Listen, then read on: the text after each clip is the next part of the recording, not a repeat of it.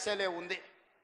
ఒక్క సంవత్సరం చంద్రశేఖరరావు గారు చేసిన అప్పులకు తప్పులకు నేను కట్టిన పాయమాల్ 1,53,000 కోట్లు. ఈ 15 నెలల ఈ 1,53,000 కోట్లు నా దగ్గరనే ఉంటే 30 లక్షల పేదోళ్లకు 5 లక్షల లెక్కన ఇందిరమ్మ ఇల్లు కట్టించి రాష్ట్రంలో ఇల్లు లేని పేదోళ్ళు లేకుండా 100% పేదలకు ఇల్లు కట్టించటోని. ఇదే కాదు 75 లక్షల మంది రైతులకు 2 లక్షల రూపాయల రుణమాఫీ చేసి ఉండేటోని. ఒక్క సంవత్సరమే చంద్రశేఖరరావు చేసిన పాపాలకు నేను కట్టిన పాయమాల్ 1,53,000 కోట్లు. ఇది పాపాల పుట్టలాగా పెరిగిపోతుంది. ఆలోచన చేయండి మిత్రులారా. పాపాల భైరవుడు రాష్ట్రాన్ని మొత్తాన్ని కొల్లగొట్టేసి ఈరోజు పోయి ఫామ్ హౌస్లో రెస్ట్ తీసుకుంటూ వాళ్ళ వంది మాగదులను పంపించి మమ్మల్ని తిట్టిస్తున్నారు. ఇది ఈరోజు తెలంగాణ రాష్ట్రంలో ఉన్న పరిస్థితి. అందుకే మా ఆడబిడ్డల నుంచి మా నిరుద్యోగ యువకుల వరకు మా రైతుల నుంచి మా కార్మికుల వరకు నేను ఒక్క మాట చెప్పదలుచుకున్నా. ఖచ్చితంగా ఈ రాష్ట్రాన్ని అభివృద్ధి పదం వైపు నడిపించే బాధ్యత మాది. తెలంగాణ రాష్ట్రంలో జరుగుతున్న తప్పులను ఉన్నట్టుగా మీకు వివరిస్తా. లేని అబద్ధాలను నేను చెప్పను. లేని ఆదాయాన్ని అరచేతిలో వైకుంఠం చూపించను. అరచేతిలో బెల్లం పెట్టి మోచేతి నాకండి అనే అబద్ధాలు నేను చెప్పను. ఉన్న లెక్కలని అసెంబ్లీలో చెప్తా. రాష్ట్రానికి వస్తున్న ఆదాయం ఎంత, ఆ ఆదాయాన్ని ఎలా సంక్షేమానికి అభివృద్ధికి వాడాలో మీ సూచనలు తీసుకొని ముందుకు వెళ్తా.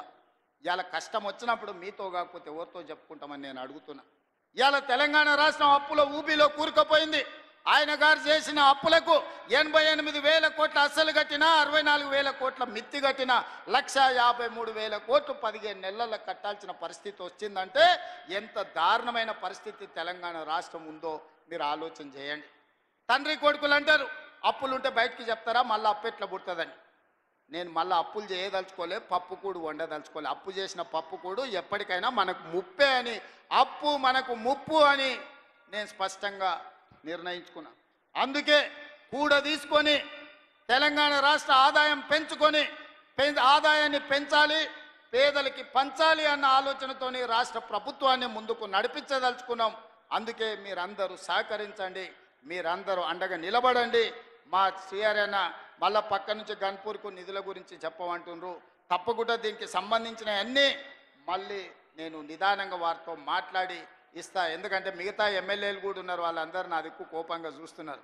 అన్నీ శ్రీహరన్నకే ఇస్తే మాకు మరి మా సంగతి ఏందని. అదేవిధంగా రాంపూర్ డంప్ యార్డ్ గురించి కూడా శ్రీహరన్న పక్క నుంచి మా కావ్యమ్మ చెప్పినట్టుంది కాగితం రాసిస్తున్నాడు.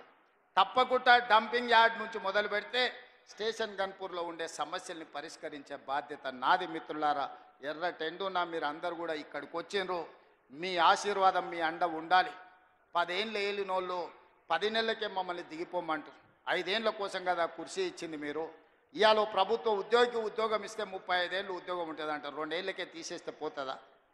చంద్రశేఖరరావు డెఫినెట్గా దుఃఖం ఉంటుంది, వాళ్ళ కుటుంబానికి బాధ ఉంటుంది. ఎందుకంటే ఆ కుర్చీలో ఉంటే వాళ్ళు మళ్ళా దోసుకోవడానికి అవకాశం ఉండే అని వాళ్ళు ఆలోచన చేస్తున్నారు. అందుకే మిత్రులారా, ఈరోజు ఈ తెలంగాణ రాష్ట్రాన్ని అభివృద్ధి పదం వైపు నడిపించుకునే బాధ్యత మనది. ఈ తెలంగాణ రాష్ట్రాన్ని పునర్నిర్మించుకొని మన భవిష్యత్ తరాల కోసము ఆదర్శంగా నిలబడే విధంగా తెలంగాణ రాష్ట్రాన్ని ముందుకు తీసుకువెళ్దాం. మీరందరూ అండగా నిలబడండి. మీకు దాచిపెట్టేదేమీ లేదు, ఉన్నది ఉన్నట్టు అసెంబ్లీలో మళ్ళీ చెప్తాను. నిన్న కొంత చెప్పిన, గవర్నర్ గారు ప్రసంగంలో సగం చెప్పిన, ఈరోజు ఇంటర్వెల్ మాత్రమే, విరామమే. మళ్ళా బడ్జెట్ పెట్టినాక 19-20 తారీఖులో మిగతా కథంతా మొత్తం చెప్తా. రాష్ట్రంలో ఉన్న కేసీఆర్ చేసిన పాపాల చిట్ట విప్పుతా. మీరందరూ వినండి. ఖచ్చితంగా తెలంగాణ రాష్ట్రాన్ని బాగు చేద్దాం. మనమే చేసుకోవాలి, మనమే నడుము బిగించాలి. మీరందరూ అండగా నిలబడాలి. ఇంత మంచి కార్యక్రమాన్ని ఏర్పాటు చేసి మిమ్మల్ని అందరినీ కలవడానికి ఒక అవకాశం కల్పించిన పెద్దలు కడియం శ్రీహరి గారికి, ఇన్ఛార్జ్ మినిస్టర్ పొంగులేటి శ్రీనివాసరెడ్డి గారికి, అదేవిధంగా వేదిక మీద స్టేషన్ గన్పూర్ కాంగ్రెస్ పార్టీ నాయకులు, గ్రామస్థాయి నాయకులు, మండల స్థాయి నాయకులు, నియోజకవర్గ స్థాయి నాయకులు, జిల్లా నాయకులందరూ కూడా వేదిక మీద ఉన్నారు.